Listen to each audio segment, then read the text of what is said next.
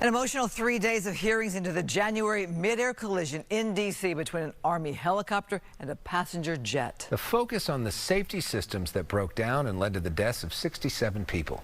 Fox's Caroline Shively reports from Washington.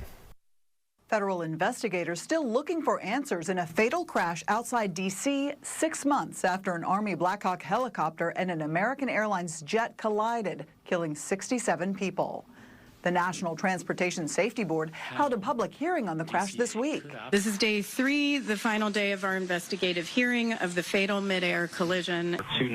The Army pilot was flying above the 200-foot limit over the Potomac River near Reagan National Airport on January 29th, possibly due to a faulty altimeter when it collided with the landing aircraft.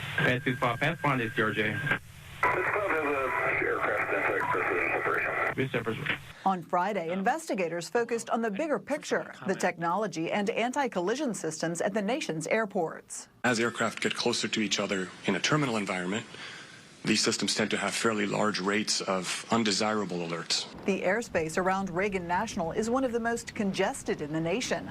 Pilots there and at other busy airports have reported receiving false alarms warning of midair collisions. We become desensitized to the alert. The alert ceases to be an alert. The Federal Aviation Administration is in the process of modernizing the nation's aging traffic management systems piece by piece. We really need to be able to make sure that we've got the appropriate fleet equipage that can actually do this at the appropriate times versus just certain aircraft.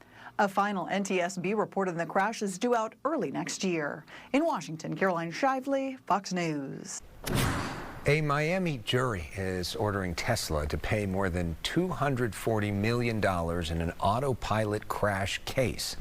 Tesla driver was looking for his dropped phone when he hit a car parked by a couple, killing a woman.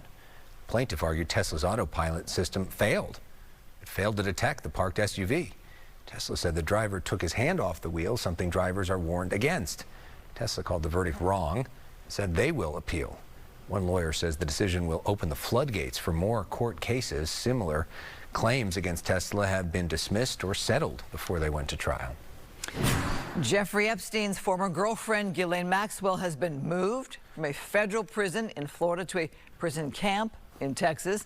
Federal Bureau of Prisons confirmed the transfer but did not give an explanation.